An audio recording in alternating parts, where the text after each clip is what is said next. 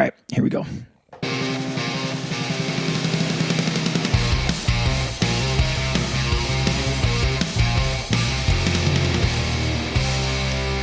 Hello and welcome into the Section 109 podcast here from Studio Breezy. I am Breezy and I am super hoarse.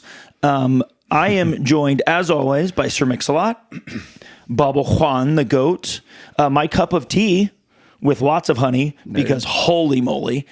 Toby's here somewhere. He might make an appearance as always. Matthew, Jim, boys. We have 2 games to review, but we are coming off of a victory last night, less than 18 hours ago. So how are we feeling? Vibe check off the bat. I'm going to go with you, Jim, because Matthew's vibes last night were horrific. Well, I mean, 2 wins. It wouldn't be me without saying, I've got there's some qualifiers for those wins, but I feel pretty good right now. I'm still a little worried about going forward. And the ability to score goals, but it's hard to feel bad about a home win against a team that we owed them something from last year, and then making it to the round of 32, which we've not done before. So, those 2 things are pretty positive. Now, I saw you were busy working last night. Did you get to see any of the game? Yeah, I watched. Yeah, I saw the up to like the 70th minute, I think. So the last 20, I didn't get to see a whole lot. We stopped and watched the last like 5 or 6 minutes when we were a little bit under it, and we're a little lucky not to give up a goal. But yeah, so I saw most of it. Yeah, I am so sore. Why? What heavy things did you lift? Yeah, I didn't realize, all I used to do is walk in to the stadium an hour before kick and sit down and maybe have a lemonade and just look at the boards and all that stuff. But yeah, I'm too old for moving around all those boards. Back hurts. My back hurts. My left Achilles is about done. I'm too old. So, yeah, I mean, I didn't realize, and I don't know if anybody does realize, that all that stuff's got to come up and go down the same day. And I just didn't think about it. And so Daniel and all the folks who do that make that happen. Shout out to all the game day staff. Yeah. It turns out you can't really hear Toby on the mics usually, but he is digging. Yeah. So I need some ibuprofen right now.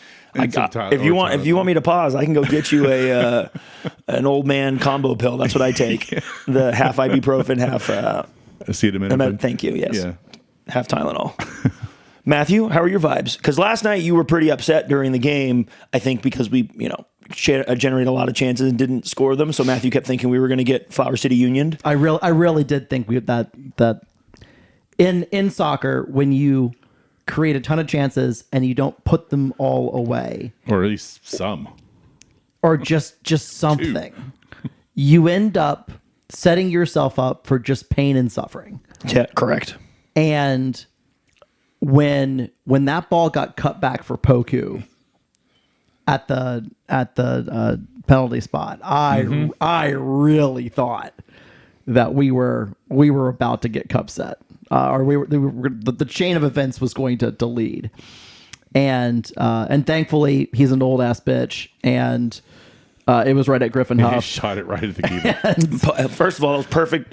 How dare you? It was perfect positioning from Griffin Huff. Right in the middle of the goal. Exactly, perfect positioning. Second of all, the Poku slander on this podcast. My goodness, what did he do to you besides ruin our lives in 2014? It was like and 2015. No, man, it was like 2012 is the first time he ruined my life. He's still a real problem. He old manned this game. Dude. He had the old man Y thing going on where he was like little brothering kids, and it was and these are some of our players are grown ass adults. He was a problem. That dude has been involved in my soccer life for 14 years. Isn't that wild? Yeah, it's incredible. I love his shot chart on. Is it one single shot? Just one right in the middle, straight to the keeper. Thank goodness. Big save. No, so in all Yes, seriousness, big save. I was worried about, we had created 6 big chances in the first half. We finished one of them late in the first half. The corner from Mangaroff to Nathan Kohler. Great, fantastic ball. Great run by Nate to spot some little bit of space. It's beautiful. And Mango really ran this game. He was creating all sorts of half chances and good chances all game for others and occasionally for himself as well. I think, yeah. So just scoring the one set me up for a lot of pain and suffering potentially. I thought, I think the club has the XG for this one, which the broadcast crew had as well. But we don't have access to that, so we're relying on whatever the club published, and it was like 4.43 or something like that in expected goals, which is just an absurd number. And frankly, seems about right. It's good to create something. It was like 4.43 to like 0.6, right? Like that's domination. Everyone saw it. It was domination in terms of chances created. I think it could have been so much higher, right? Like, let's leave the finishing aside for a second. I think it could have been so much higher. I thought we were real sloppy and not quite on the same page. And this is the most Matthew thing ever to complain about over 4 expected goals created in a game. I think they would agree with me on that. Like 4. But we should have put them to the sword. Yes, listen, it should have been 3. It should have been 3-0. And there were a ton of times. Should have been 2-0 inside 30 minutes. Like Tempo is a difficult team to break down once they were in their defensive set. And one of the things that I thought we did really, really good job of is when they play forward, and they try to play forward very, very quickly to catch us out because they're incredibly athletic. They have pace. They have some quality. It was they problem. were given some space. Out wide. I mean, we gave them space out wide. Yeah, we got numbers forward, and they exploited that space a bit. But we always got back. So they had very few good shots. So when they went forward, they were leaving 3 back, plus the one of the old guys who can't run anymore, or 2 of them. And when we were able to turn them over and win the ball, there were so many good opportunities to just have a little bit of quality in the first pass out and then start playing with a little bit of space to work with. And so many times we gave the ball away immediately. And is part of that Tempo's ability to recover and make things difficult with their athleticism? Yes. And a lot of times it was just not being on the same page about what to do next. And so when I think about the game last night, the manner in which we defended and won the ball in midfield and then struggled to play the first ball to start the transition moment, those are things that I think we need to get better at if we're going to be successful long-term in the league this year. But on the night itself, I mean, it didn't really matter. Like, I think Tempo ended up with 1 shot on target, that one Poku shot. They took 11 shots total, and I think 10 of them were outside the box, and varying degrees of not near rushed the goal. Or way over. Yeah, and like I saw one that was way outside the box, was bouncing, was wildly hit, and the Tempo coach was applauding it. Like he wanted his guys to take those shots to. Maybe shoot when we weren't expecting it. Well, like he that knew was a feature. He knew they needed a worldie. Yeah. Like, I mean, I think they've got a couple of guys that could deliver one. It just didn't last night. Yeah, I mean, like any game in which you generate over 4 expected goals and you give up less than 1, and we gave up 0.6 or whatever for being generous, like you had a really good game. We were not clinical in scoring or in some moments that we could have shut things down, but I really survive and advance in the Open Cup. Correct. You survive and advance, and we did. You know what? The team they played before this, who shall not be named, had I think more shots, but had less possession, had less shots on target. Like got dominate is probably too strong of a word if I'm being objective, but like got played evenly / beaten by Tennessee Tempo. Yeah. In a game that was like not like this game. If we get cup set, we're like really pissed off about it. The last game, they just played evenly with their opponent, and we should feel good about dominating them with what was the same lineup essentially. I don't know if every single player was the same, but I watched a little bit of that previous game, and the players that I had picked out that were really good, they had them back, and they were solid, and we dominated. Yeah, Tempo's a pretty decent team, especially for an amateur. Like they're a quality amateur side. In the spring of 2025, they won the UPSL title. One of the interesting things that's really been happening this season for us is obviously, there was a coaching change. There was a bit of a roster shift in terms of how we want to defend, how we want to attack, how we want to create chances. And so far this year, there has been a marked shift in how we create chances and how often we are creating chances. And you see that bear out in this game as well. 22 shots in total, 6 big chances, some ridiculously high XG chances, and there's a double save in there. Yes. In the later in the there was a huge set of 2 chances in the first 2 minutes of the game. There's another huge sequence in the mid 30s somewhere in there. If I'm being generous to Tempo, we should have been up 2-0 in the first 30. We could have been up 4 or 5, but we should have been up 2. Yeah. And that's not me trashing, like, because a couple of those, their keeper made phenomenal saves. He had. That's the game, right? Sometimes he had a game. Sometimes the keeper. We saw this with John Burke for Knoxville. Yeah, shout out John Burke, who I saw on Morning Footy today during the draw. That was so cool. When we saw this, with John Burke. Those are 4 of the weakest penalties I've ever seen, but good on him for saving. First of all, he saved 3 penalties. Did you watch the rest of the game where he had like 11 saves and the double saves? He has 12 saves. Oh, I shouted him out. Knoxville, I shouted him out. How dare you besmirch the name of John Burke, sir? Knoxville's down a man for the final 40 minutes of the second half. They get another second yellow card in the 90th minute, finish out the second half down 2 men, go the entire extra time period of 30 minutes down 2 men. That Asheville team, I understand, had 6 former pros on it. Yes. So it's a good ass team. Like, that's just sometimes your keeper. Did Nashville get a red light? Who? Asheville. Did Nashville get a red light? Maybe. Yeah. Yeah. Yeah. Which was, by the way, was not a red card. Like last 10 minutes. Yeah, they got a red for Dogso with another guy literally right next to him. Yeah, the refereeing in this tournament has been atrocious. That was a ridiculous call. We haven't even talked about the reffing last night, and I'm not going to, because it was also atrocious. But that's not the point. The point is, like, sometimes a keeper can keep you in games and can save you and can win you games. And Tempo's keeper had a great game in the first round, and a large part of the reasons why this was so close. I'm gonna put it out there. If and when Eldon decides to hang up the boots, someone should call John Burke.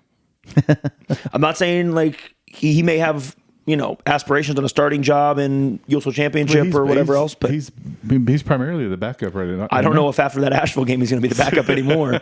But yeah, he is primarily the backup at Asheville. He was the third keeper at Colorado Springs last year, and obviously he was our second keeper. But he started quite a bit 2 years ago, and then 3 years ago he was just our backup. So we're seeing a continuation of his career. He was 27 years old, I think, when he came out, or 26 when he came out of college. So he's going on 30 now, but he's really only 3 seasons into his professional career. He continues to take steps based on what I can see. Yeah, he's got 5 or 6 years as a pro if he has a keeper. For sure. I love a veteran hand. I'm just saying, if and when Eldon decides to hang it up, we should at least see if John Burke's available, because, come home, John Burke. Come home, Burke family. I would love to have him. I would love to have him here. Me too. Yeah.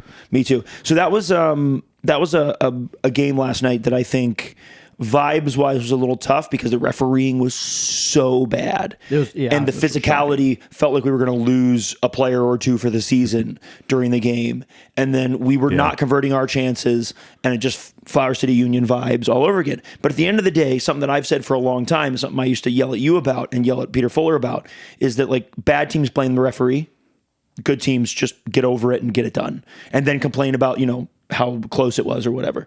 And we took care of business last night like a good team does. Yeah. And as much as like we were not clinical, if we have been giving up big chances and not being clinical in front of goal, it would feel a lot worse. But and in the midfield, I know it was a little bit of a mix up here and there and whatever else. But when it came to the back line and when it came to the midfield recovering and it came to us getting back, we didn't allow anything.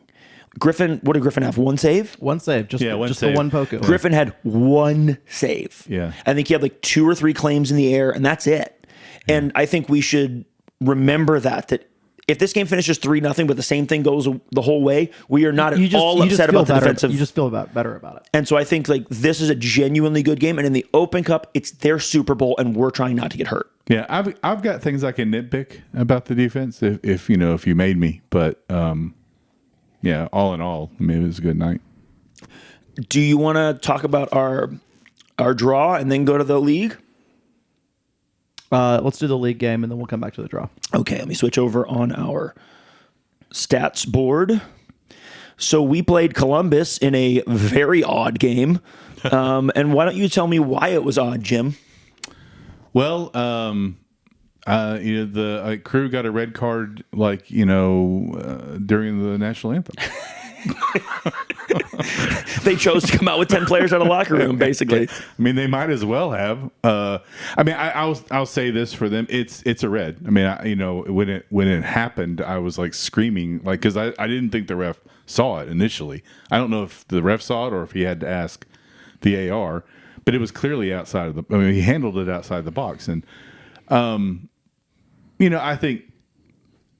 It's rough on it's rough on the keeper to get a red in that situation, but it's a red. It's a red. I mean, it's a red. It's what it is. It's tough on him, but I mean, he was out of the box, and if that ball gets by him, we've got a guy who taps it in. So yeah, it's a red. But I felt bad. I felt a little bad for him. Yeah, it's tough, and especially because he kicks it right into his hand, and it is a red. We're all agreeing it is a red. It's a bummer for the kid, but also it is another Anthony Garcia moment. Guy's 24 years old. Well, kid to me. He might be an old man for this league, but he's a kid to me. I've got a son that's 24, so he's a kid. He's a kid. I will say Anthony Garcia, every game gets in a chaos moment, and he should have he has 2 very clear penalties drawn, and they've given him 0 this year. And then he draws that red card by kicking it, getting in that spot and kicking it into his hand. And it's just a really nice chaos moment. And these are things that the past 2 years, we weren't even, I know we keep repeating this on this podcast, but we weren't even in the vicinity to kick the ball into the goalkeeper because we were not getting bodies forward and numbers forward. And these chaotic moments, we are able to create, like an MLS Next Pro type of moment where you draw a red card from a keeper in the at some second minute. At some point, we're just going to have to start calling them soccer moments because, we're actually playing the game now a little bit. You know what I mean? That's harsh, but these are still MLS Next Pro goals. I saw one last night with Gunnar Studenoff, former Huntsville, with a tap in. By the way, the goalkeeper was New York City's former NYCFC's NYCFC 2. It was. That was a good game last night. I watched a lot of Open Cup last night. That was an electric game. That keeper also made up for his ridiculous error later in the game. Which game? This was Phoenix and Orange County. Yeah. And that Orange County keeper had a horrific blunder. It's 100% on him. That's the one I'm talking about. He whiffed. But later in the game, he makes a ridiculous recovery that somebody else completely fucks. And on a back pass. It looked like my golf shot. His attempt to... Well, that's a little better than your golf shot. Yeah, it was bad. He did redeem himself later. So yeah, that was rough. On one where they passed it straight back and they were 1-on-1 and he made an unbelievable save. But that was tough. That was some fantastic Open Cup after dark last night. There were several. I mean, most of the games went to extra time and some went to penalties. And so last night was a good Open Cup night. I especially enjoyed watching Great Park lit up for. And Matthew said something funny in a group chat that I think is true. It did look like Orange County was not playing. It was just County United Strikers because there was nobody there. It wasn't LA Force. No. It was County United Strikers. Because we have seen 3 different teams play there, or 3 different home teams play there. Orange County, which generally there are people there, and there were people there. There just were not many. County United, which had, a couple hundred people there every time. Mm-hmm. And then LA Force, which had employees. Dozens of people. Liv Moss. On the field. That's it. And because if you remember, their security guy was also a coach on the bench because he had to get off the bench to tell me to shut up. Wasn't a security guy. Was just an asshole. He told me I had to be quiet, and guess what? I wasn't quiet. No one got thrown out because that would have required paying the police. Correct. All right, this was ostensibly about Luke Bruder's second-minute red card. Yeah. Did you say Zapruder? Bruder. Because Zapruder's a... Bruder. Yeah. Luke Bruder. And then the ref spent the rest of the 88 minutes trying to make up for the red. Yeah, it was a little rough. I didn't feel like it was near as bad as the tempo His game. yellow. I mean, I don't know what he was. He just flew out some yellows that didn't make any sense whatsoever. I always get the get back call. Yeah. I did feel like I didn't think it was bad when I watched it the next day. For what it's worth. I have not rewatched. I did feel like during the game, when this ties, because we got to like the 88th minute or whatever, I was like, when this ties, it is going to feel very bad. And then Ashton Gordon, who has been a wonderful creative force the last 3-4 games, plays in the most fantastic ball to the back post. Keegan basically a tap in. It's a good finish, but like it's a perfect danger ball. And that's that danger ball that like you wish guys would play more often. And I think, I don't know why guys don't play it more often. But It's hard. But I think you have to like see it. Well, the keeper catches a lot of them. Because they get the angle wrong, or it gets they float it in too close to the keeper. Right. And that ball, he plays it first time with the outside of his boot. Like, that's just ridiculous. Yeah. Yeah. And that first time ball, the keeper has no chance at, as you're pointing out. Like, a lot of times they get that ball. But it's just one of those where you like, and I don't mean that like more guys should do it. I mean, like when you see it, it looks so simple. It's very complicated. It looks so simple that you go, why aren't more goals scored like this? Why don't we see more of this? Because it's just a really difficult thing to do that a really good player makes look easy. And tap in and just, oh man, you could see Keegan hadn't scored in a minute. He talked about it in the post-game interview and what a big deal it was. And it was beautiful. It was also just one of the few times that we tried to get the ball into that no man's, the danger zone for the keeper. We spent so much time, and maybe this is just my bad memory. If either of you rewatched it, you can tell me if I'm wrong. He has, I haven't. But it just felt like we were playing, like we anticipated they were going to play a high line, and we just kept feeding balls through or going over the top from deep in the midfield, and they were just bouncing to the keeper. I mean, I didn't understand. We were up a man, why we weren't playing more. So I think something to consider here is goals change games, red cards change games. Yeah, Columbus would have. So you look at the possession on the board right now. It's 62 for us, 38 for Columbus. And we were up a man for 82 minutes, right? Yeah. I guarantee you, had it been 11v11 the entire game, you could reverse those possessions. Sure. Columbus were going to come out, Sure, and they were going to play 3-4-3, and they were going to possess the ever-loving shit out of that game. And in that game, it makes sense to play longer balls or diagonals or to kind of break through. So that's what the game plan was built for. Yes. That's what the personnel was built for. And that's really, if we're being honest, a lot of what our personnel this year is built for. Like, we're not going to be a team that goes out and plays like Huntsville last year, where they possessed 62% of the ball the entire season and tried to tiki-taka their way through. We want teams to have a little bit of the ball, maybe even have a lot of the ball. Bring it forward so that then we can win the ball and create and use that space in behind. It is much, much harder because one of the things that makes Columbus as a club organization these last few years, now they had a change of manager in the offseason at the first team level. In the past offseason? Or did Wilfred Nancy leave this offseason? He left this offseason. And he's already been fired from Celtic after 9 games? Yeah. That's because... It feels like 3 years ago. That's because Celtic has players with rocks for feet. Turns out there's no technical quality in Scotland. Anyway, but like Ange Postecoglou would beg to differ. Well, a lot of those guys are gone too. So anyway, Columbus structurally, and like they're older this year than they were last year. Like the second team, they brought in a defensive midfielder from the USL Championship to really be an anchor on that team. And they have a really good structure about them, so that they can play the way they want to play in possession. Now, when they went down to 10 men, you just saw that structure got even tighter. Yes. And it made things really, really difficult for us. Did we create some chances? Yes. Did we create a ton of awesome chances? No, because I think Columbus were incredibly good on the night. And I think the big turning point was our second yellow card for Eves. Because I think psychologically that game going to 10v10 brought Columbus out of the bunker of like, oh shit, we can go win this game now. Yeah, it opened the game up. And you could see their line when they play, when that ball gets recycled and it's Tate and Ashton in a 2-man game for a second, that line is 5 yards, maybe 3 yards, because it's at the top of the 18. It's like 3 yards higher. Yes.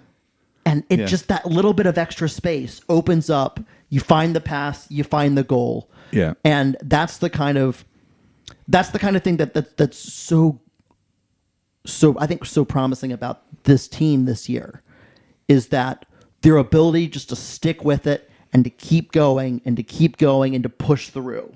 And they were rewarded with it. Yeah, so Breezy, don't faint. I agree with everything you just said. Okay. He's looking for a button right now. Okay. Especially the part where you said goals change games or red cards change games. And that what I say is my frustration is that we played the game we were going into when we anticipated them to have the ball and play with the ball.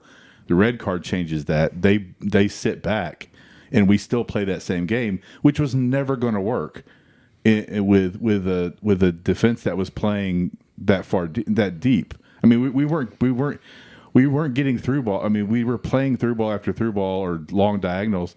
They were there. I mean, they were there, or the ball just went through the keeper. So, I understand that that was clearly our game plan against a team with possession, but they weren't going to have possession after the red card, and we didn't adjust. Now, maybe we're not good at that, so we're not going to adjust.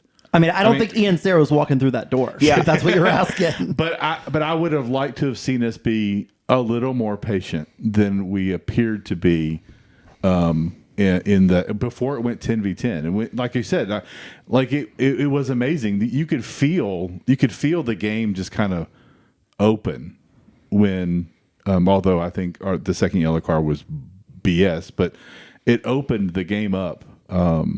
In a way that it's just it wouldn't have if we didn't get the red. No, I think you're right. I think one of the things, two pieces that I think he's going to agree with. Number one, personnel being policy. Like our personnel that we were playing with doesn't break down a bunker well. Like it's just more difficult. And I don't necessarily know if we have that club in the bag yet. Maybe. Yeah. So I was going to say that reserving judgment for some of the new guys that haven't are just now starting to get here. So I was going to say the other thing is I don't think we have a plan B that is well developed yet because we haven't played our two Open Cup games. We have played with some possession with. I mean, to be fair, in this game, like that we just talked about, we had quite a bit, but we created a lot of that still in transition. We weren't breaking down a bunker. Mm-hmm. We did break down a bunker actually a bit, but point being is I think we don't have that club in our bag that's well developed yet. I do think, like, as an example, if you start Alex or if you start Mango, they're two very different players. Mango, probably a little better against a bunker, probably not as prolific as Alex is in transition. Those are two different players, as one example. I think it's difficult, and our plan A is our plan A, and I think our plan A so far this year is better than our plan A was last year. Yeah. I don't know that our plan B is anything more than just a plan. And I don't mean that with any sort of shit talking. Like, we're early in the season. I don't think either of you are either. No. I just mean, like, I don't know if we're there yet with our plan B, and I also don't know how much we're going to use our plan B. Does anyone want to bunker against us? I mean, like, what's the point? Not a next pro team. Not a next pro team. So I wonder. I think this might just be a Maybe feature we see Atlanta all year. United will. They're going to be scared if Marcus, I'm going to tell y'all if Marcus something. comes out of retirement, they're going to be real scared. There are going to be a lot of folks in the metro Atlanta area that are going to be in a bunker if we win that game. Yeah, absolutely. I will drive to Atlanta just to listen to sports radio. You're sitting in definitely listen to Longshore. You're sitting in a coffee shop with like an old Walkman headphones on and an actual physical radio with buttons. Exactly. Yeah, just 760. I love this. Also, look at you guys agreeing on something. He finally found the button. That was beautiful. No, I decided, but then I had a thought. Also, I need you guys to just total sidebar here. So I have two new buttons. One is That's so Nisa. Well, we've heard but that that's I shortened it so I can just. That's so Nisa. And then I have the longer version as well. I also have for Matthew when he makes a bad joke. That's fair. Okay. Let's wrap up Columbus here. We get the goal. Columbus. By the way, Columbus hit the bar at one point on a nasty free kick. Beat Eldon, hit the bar. I somehow have blocked that out. Better for you. It was in the first half. We did give up some free kicks, although I don't remember if they were bad calls or good calls or what. But we gave up some free kicks, and I remember looking because I was in the press box watching and looking at. I believe it was Eves' first yellow card was the one that set up Rincone's shot off the bar. I looked at them and I was like, "This is how you lose. This is how you lose a game playing against 10 men." Mm-hmm. But we hang in there. I think there's a free kick or a corner late for Columbus, and they play it short. And honestly, I've seen a lot of short corners in my life go horrifically, and this was one of them. And they play just an awful ball, awful ball in, and the entire team except for the goalkeeper is up, trying to push for an equalizer there, and Amzi has been subbed in at this point. Amzi just clears it pretty casually, and all of a sudden Ashton Gordon is just racing down the field with absolutely nothing but just green turf in between him and the goal, and the keeper's down there too. Sir, put some respect on Alex McGrath. And Alex McGrath gets on his little horsey and just starts galloping down the field. And Ashton Gordon, I'm going to say something. Now I'm sad I don't have a sound effect. Ashton's got an assist for us already in this game, right? We are winning 1-0. We're winning 1-0. He hasn't scored, I think, since playing against us in 2024. I mean, it's been a while, right? He could have easily one-on-one with the keeper, rounded him, shot early, done 1,000 different things. But no. He squares that ball off when the keeper in no man's land and rewards Alex as captain for the run that he made alongside. Made absolutely no doubt about it. Yep. Alex puts it away first time. 2-0, final whistle immediately. That is the ruthlessness and the unselfishness of how you kill teams off. Because what if the referee was like, "Yeah, I'm gonna give another minute here," and they go down and score, and he misses and they score. He misses, they go down and score. That's the kind of thing that saves seasons. And it's that ruthlessness you need to put teams away and to make no doubt about it. Like that's what separates mediocre teams from good teams. Yeah, I just want that ruthlessness in the 72nd minute. Agreed, but at least it was. Okay, at least it happened. Also, I always have different versions of unhappy over this side of the couch. It always makes me laugh. But at the end of the day, like the 3 points are huge also because I think coming out of that game that would be a real kick in the nuts if we go for that whole period of time we don't get, and instead we win 2-0. Also, if you look at the stat line, this is a stat line that's roughly how you would want it to look for us being up a man against a good team. I'm not saying it's perfect, but they have 2 shots on target. 1 big chance, 7 total shots. They're a good team. They're going to create something. You'd prefer those goals to happen at a different point in time, but guess what? Those were the only 2 big chances we created on the night. Like they made it really difficult. Again, like you said, it was after we went 10v10 and the game opened up. Right, but we had 16 total shots, 5 shots on target, 2 big chances. Yes, you want the goals to come in the 37th and the 76th. Mm-hmm. But at the end of the day, all that matters is we get this done, and it adds points to the table. And you create the big chances when you create them. You sometimes don't get to pick when they happen. The game kind of dictates when they happen.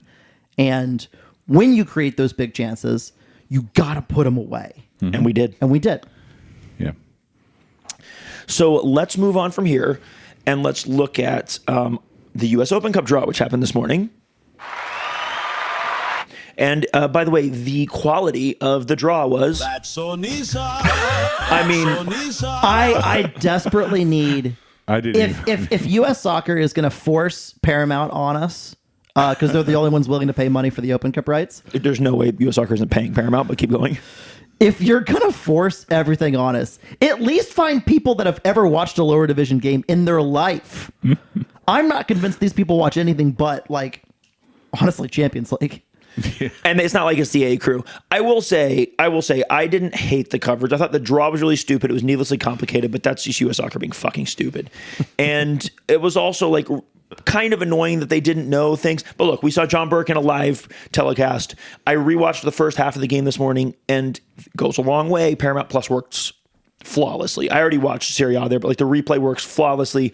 It was HD. It didn't buffer at all. It was easy to use. So like I watched games last night. I watched games last week on Paramount Plus. Paramount Plus as a platform is wonderful. And yes, we could ask for a little bit more in the studio thing, but at least they did a live draw and they didn't just tell us after that they drew. I mean, if they're going to rig it, at least make them rig it. At least make them rig it live. You know, it was. I hate how complicated it was.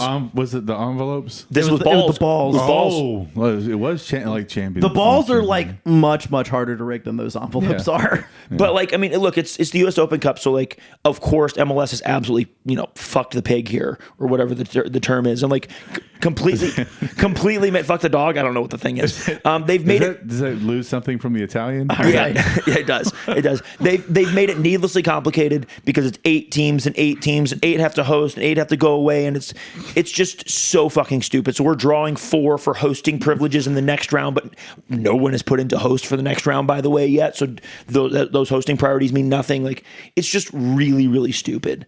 It's really dumb, and it's needlessly complicated. The lower division teams, I won't say how much, are spending an exorbitant amount of money that goes to U.S. Soccer and MLS. It's a public number. Okay, the number's probably it's $50,000, which is so much money, especially for an Atlanta that's driving up. And U.S. Soccer is not going to give us back any of that money. Like, it makes it cost prohibitive and bad for the lower division teams. The 8 MLS teams coming in and just getting to host is fucking bullshit. Like, this is a bad tournament, unfortunately, because MLS and U.S. Soccer have killed it, and it shouldn't die. It's the coolest thing with American soccer, but unfortunately, MLS cannot monetize it in the way they would like to. And so they are going to work to kill it until they kill it. And and USSF has no balls to do anything about this. So enjoy the last edition of the tournament this year. It just sucks. But at the end of the day, like, let's go do what we can do. And we've done a job so far, and we are hosting an MLS team. Yeah. So I brought props. I hate A double scarf? double scarves. But I had to buy one, so this is Wait, why did you have to buy one? because Jim, how many scarves do you have? All we Ballpark. have to do, by the way, to sell a piece of merch to Jim is just call it limited edition. exactly. And I will. He would buy a limited edition trash can. I bought that fugly hat. The whistle one? Huh? The whistle one? What whistle one? There's a whistle hat. The whistle hat. I don't have a whistle hat. I don't have a whistle hat. Did you have a Nisa hat? No, I didn't. I know. I had opportunities to buy Nisa hats. I opted I have a out of whistle that. scarf. A whistle scarf. Hell yeah, brother. By the way, that's super limited edition. He might buy it from you Yeah. for $20. Did I ever tell you about Look for it on eBay? Did I ever tell you about going to the game in Grenada and seeing a guy in a black Nisa hat, that one that they printed all the ones in? And I was like, I remember sending a picture. So I sent it, first of all, the first thing I did was send a picture to Matthew and Jeremy. And I was like, I see a guy in a Nisa hat. I am not hallucinating or whatever. And then at halftime, I just like walked down. He was in a VIP area, but the VIP area was just like some rows And that it we was weren't Lawrence. in. Well, this was in Grenada for the USA Grenada game, like back in 2023. Was it somebody giving away pizza? Was he giving away pizza? It was Siobhan John Brown's uncle. Oh, uncle. Oh. Because Who Siobhan John used to Brown, play for the Grenada national team. Siobhan John Brown okay. used to play for the Grenada national team. Yeah. He gave him, and I His was uncle used to play for it as well. yeah, his uncle did too. That's why his uncle was in the VIP area. He was still offside for that goal against us. Yep. So I have a picture. I will, if I remember, I'll superimpose it here. If I don't, it doesn't matter. You guys won't recognize his uncle, but me and him took a selfie. No, I won't recognize. It's one of my favorites. And the Siobhan John Brown was not playing in that game because he was out with a year-long knee injury. But I made sure to tell his uncle to tell him to come to Chattanooga, which I don't know if he delivered the message or not because he hasn't come here. But yeah, that was my Nisa hat story because I was like, there's no fucking way. Yeah. So yeah, you're right. So they put out that thing of that there are only 11 of those hats. I was like, I'm there. I'm immediately there. Which hat is this? The Nofo hat. Where you got the cans. Yeah. Yeah, they created like 11 co-branded hats. Oh, that is cool. Yeah. I'm sure they're all gone, but that is something I they're could have gone. been tucked into. Yeah, because Jim bought all 11. My little shelf up there is growing, which people can't see on the thing. But my shelf up, that's a signed John Burt glove, which is worth more now than after his Open Cup performances. Yeah, it's worth. There's a Pride Raiser thing that's on loan from the Chatahooligans that belongs to the Chatahooligans, but it's up there for safekeeping. Those two, I'm not normally a can collector, but those cans are sweet. So nice. They're really good branding. And then a signed Babo Juan, a regular Babo Juan, and that is a history of CFC book that it can never be published officially. It's like a draft book because I guess they, don't have all the ability to publish it or whatever due to copyrights and this, that, and the other. But it's like a put together draft book of what a history of CFC the first 10 years would have looked like. And I got a copy of that too. All right, so I think you were saying something about hosting an Open Cup game against some team. Yeah. Terminus Atlanta or something. Maybe we'll have another one of these. God, I hope not. I hate a double-sided scarf. I want the club to make all the money in the world. So if the people are going to buy them, make them. But boys, how are we? Sell one. I know that. I know they'll sell one. I need to put a curtain rod up there and hang up my scarves. You asked me earlier I do not know how many CFC scarves I have. Ballpark it. 50. Jesus. Do you know how many you're missing? No, I don't. Do you get on eBay and check? Yes, I do. Are you the only one I'm bidding against when scarves come up? Is that you and me? Maybe. You guys should really call each other. When is it Kenny? Is that the guy's name from Motoric? Tebow. Yes. When I have two. I bought three. I bought three from him. Oh, that raging loon. Yes. Jesus Christ. I went to I went to a Motoric practice with him. I was in DC. Did you really? Yeah, and he came and picked me up, and we went out to their training, and I spent like a night with them. Surprised he didn't make you the head coach for 45 minutes before firing you. That dude is insane. He is insane. But I will give him some credit. Like, he puts his money where his mouth is. He's founded the team. He put his own money into it. Like, and he's still selling scarves because and people that don't know, this is a lower division soccer like icon from the Twitter days when lower division soccer Twitter was the thing. Maybe we don't use the word icon.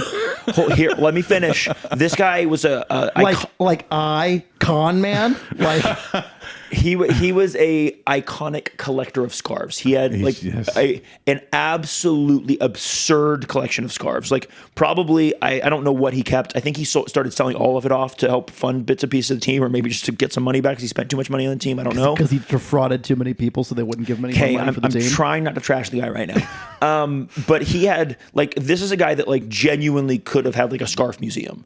I mean, he would buy and the scarves that Jim and I don't know which ones you have bought, but the ones I bought, or I've only bought one so far. I've thought about bidding on another, but I already have it. And I don't collect scarves except for some CFC scarves. Yeah. They're all he has the rarest of scarves from lower division. If you have a favorite old school lower division team, I guarantee you he has a bunch of Detroit City scarves that he probably has sold by now. I got an F Ohio one. I had to have that. Yeah, it's a good one. And he would buy from the most random team. He would was an iconic collector of scarves, and he was also on soccer Twitter for a really, really long time.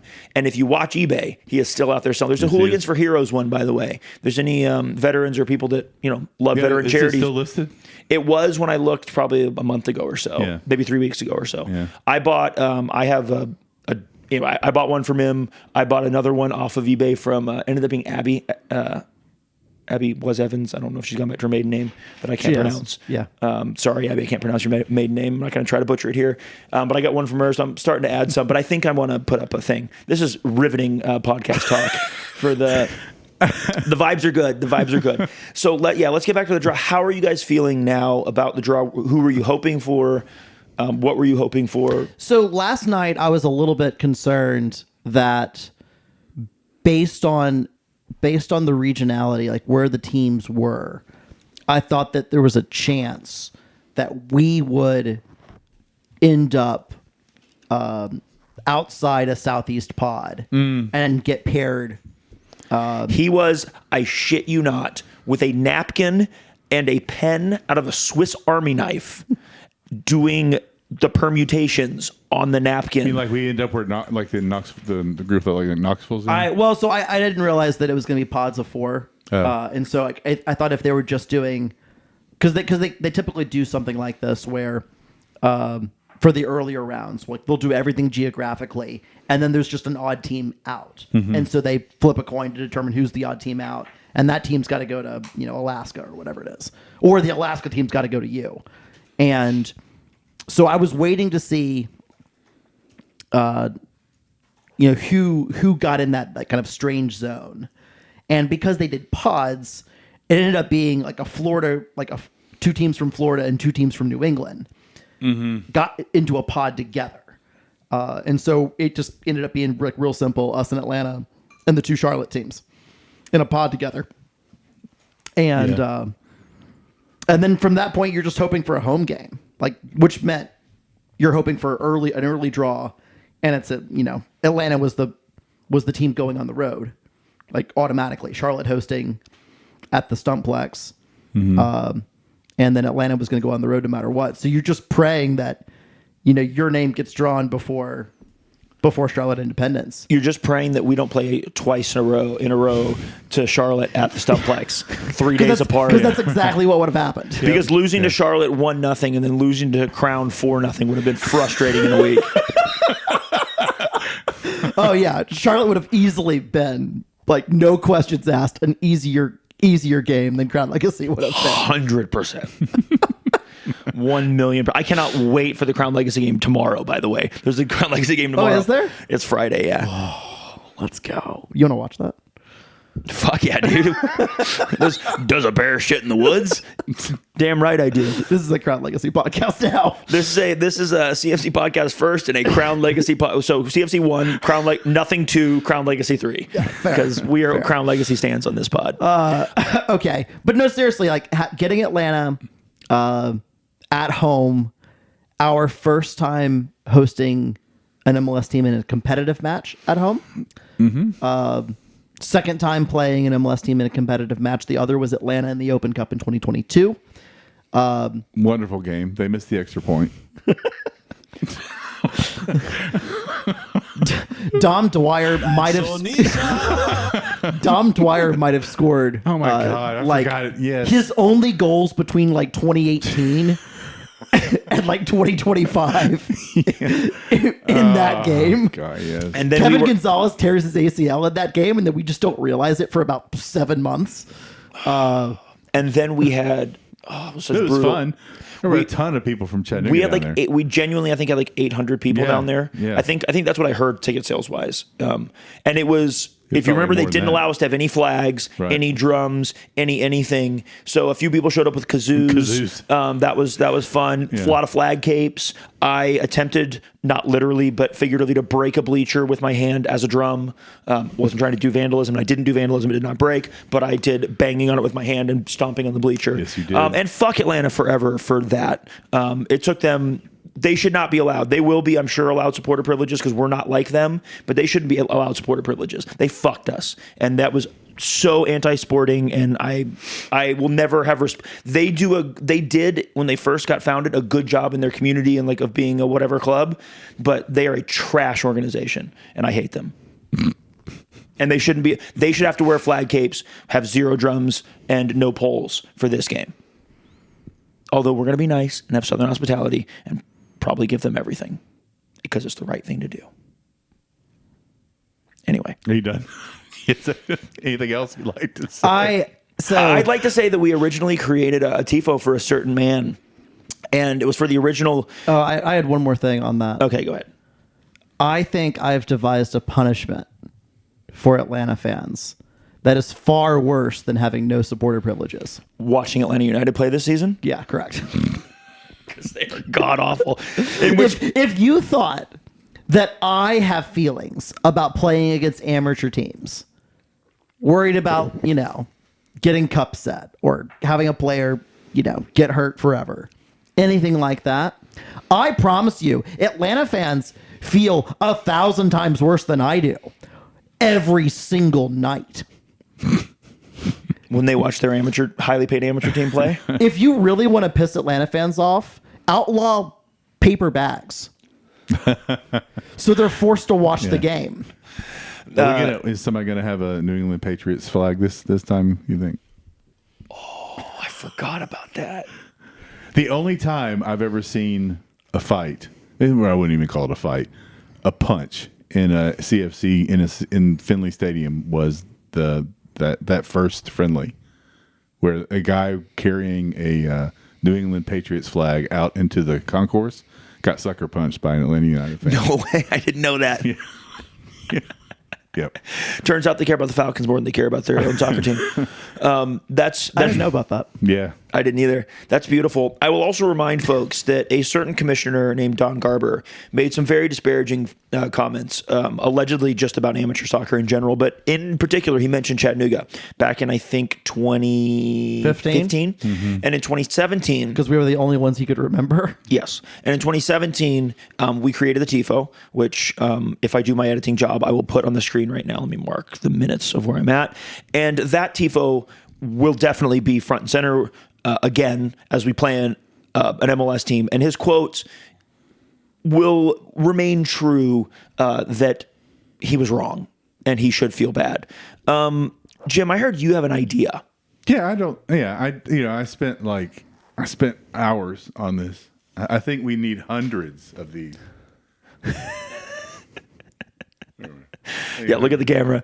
That's so good. I need hundreds of these in the stand. Hundreds of Don Garbers.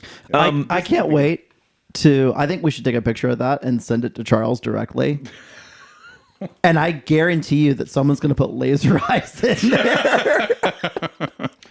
So first of all, if I go to I found the TIFO picture, which we can read it right now, the actual quote. It has like 490 upvotes on our MLS, which is a toxic place. So the quote is to think they, a Major League Soccer team, might be playing in Chattanooga in a stadium of 4,000 people on a crappy field with no fans makes no sense. He was referring to promotion and relegation. Yeah. His face has been on a TIFO ever since then. And also some lore that folks might not know about is that his office, after 2017 and after this TIFO was unveiled, it's also one of the greatest jobs we've ever done at painting a face, because faces are so hard. Yeah. His office reached out and asked, now this is a weird thing to ask, but if we cared, if he printed out a photo of it and like high res, and if we could send it to him so he could hang it in his office. Now, I don't know if that ever happened. I know that they reached out. I don't know if he ever printed it out, but I thought that actually gained a tiny bit of respect from me. He crawfished like 2 weeks later. Like he backtracked that. Well, yeah, he called Tim Kelly personally to apologize. Yeah, he said, that was a cheap shot at Chattanooga. It was only because we were the only ones he could remember. Sure, yeah, right. Which is the greatest compliment you could possibly give. Yes, absolutely. Yeah. We're a massive club. We are. And so, like, to bring this back to the Open Cup game, no matter what Channel 9 says that we're a smaller club. It is Channel 9, shame on you. It is really. Thank you for the coverage, though. Yes, thank you for the coverage. It is. I will not say anything bad. I will not say anything bad. It is. Number one, it's a fun homecoming. They've played some friendlies here a couple times, right? They started here. Their first ever game was in 2017, and preseason was here.